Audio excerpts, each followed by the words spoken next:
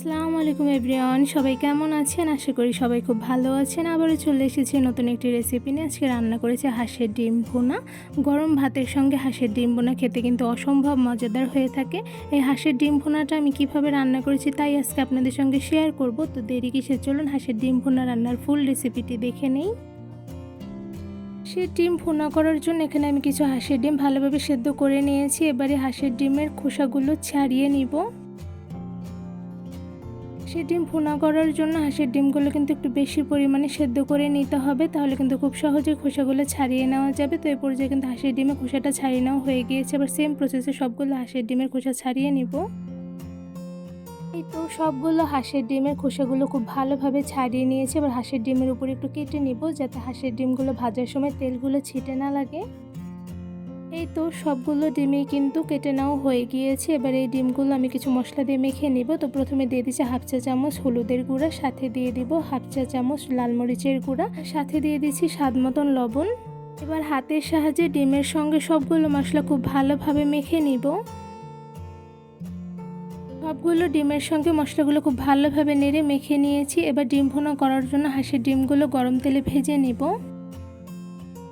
সেই ডিমগুলো ভাজার জন্য একটি কড়াইতে দিয়ে দিচ্ছি পরিমাণ অনুযায়ী তেল। তেলগুলো একটু গরম হয়ে আসলে তার মধ্যে দিয়ে দেবো মশলা দিয়ে মেখে রাখা হাঁসের ডিমগুলো। এখানে আমি একটা একটা করে সবগুলো ডিম গরম তেলের মধ্যে দিয়ে দিচ্ছি। হাঁসের ডিমগুলোর একটা সাইড কিন্তু ভাজা হয়ে গিয়েছে। এই পর্যায়ে একটি চামচের সাহায্যে সবগুলো ডিম একটা একটা করে উল্টে নিচ্ছি। তো সবগুলো ডিম কিন্তু উল্টে নেওয়া হয়ে গিয়েছে। এবার আর কিছুক্ষণ ভেজে ডিমগুলো তুলে নিব। তো সবগুলো হাঁসের ডিম ভেজে নেওয়া হয়ে গিয়েছে। এবার একটি ছাঁকনির সাহায্যে ছেঁকে সবগুলো ডিম আমি তুলে নিব। এবার গরম তেলের মধ্যে দিয়ে দিয়েছি পেঁয়াজ কুচিগুলো কিছুক্ষণ হালকা কালার করে ভেজে নিব। এবার পেঁয়াজের মধ্যে দিয়ে দিচ্ছি পেঁয়াজ বাটা 2 টেবিল চামচ, রসুন বাটা 1 টেবিল চামচ, আদা বাটা 1 টেবিল চামচ, সাথে দিয়ে দিচ্ছি জিরা গুঁড়া 1 টেবিল চামচ, হলুদের গুঁড়া 1 টেবিল চামচ, ধনিয়া গুঁড়া 1 টেবিল চামচ, আর দিয়ে দিচ্ছি লাল মরিচের গুঁড়া 1 টেবিল চামচ। এবার পেঁয়াজের সঙ্গে সবগুলো মশলা খুব ভালোভাবে নেড়ে মিশিয়ে নিব। মশলার মধ্যে দিয়ে দিচ্ছি 1 টেবিল চামচ লবণ। এবার ভালোভাবে নেড়ে মশলার সঙ্গে লবণগুলো মিশিয়ে নিব। হাঁসের ডিম ভুনা করার সময় মশলাগুলো একটু সময় নিয়ে কষিয়ে নিলে খেতে কিন্তু বেশ ভালো লাগে। তো এই পর্যায়ে মশলার মধ্যে দিয়ে দিচ্ছি পানি। এখানে আমি অল্প পরিমাণে পানি দিয়ে দিয়েছি। এবার ভালোভাবে নেড়ে মশলাগুলো কিছুক্ষণ কষিয়ে নিব। কষানো মশলার মধ্যে দিয়ে দিচ্ছি ফালি করে কেটে রাখা টমেটো। এখানে আমি অল্প পরিমাণে টমেটো দিয়ে দিয়েছি। এবার ভালোভাবে মশলার সঙ্গে টমেটোগুলো নেড়ে মিশিয়ে নিব। এবার কিছুক্ষণ মিডিয়াম আঁচে মশলাগুলো কষিয়ে নিব। মশলার মধ্যে দিয়ে দিচ্ছি পরিমাণ অনুযায়ী পানি। এবার ভালোভাবে নেড়ে নিব। মশলাগুলো খুব ভালোভাবে নেড়ে নিয়েছি। এবার চুলার আঁচ মিডিয়ামে রেখে মশলাগুলো রান্না করে নেব, যাতে টমেটোগুলো একদম গলে যায়। অনেকটা সময় নিয়ে মশলাগুলো খুব ভালোভাবে কষিয়ে নিয়েছি। এবার এই কষানো মশলার মধ্যে দিয়ে দিচ্ছি একটা একটা করে সবগুলো ভেজে রাখা হাঁসের ডিম। মশলার মধ্যে সবগুলো ডিম দিয়ে দেওয়া হয়ে গিয়েছে। এবার একটা চামচের সাহায্যে ভালোভাবে নেড়ে নিচ্ছি, যাতে ডিমের সঙ্গে মশলাগুলো খুব ভালোভাবে মিশে যায়।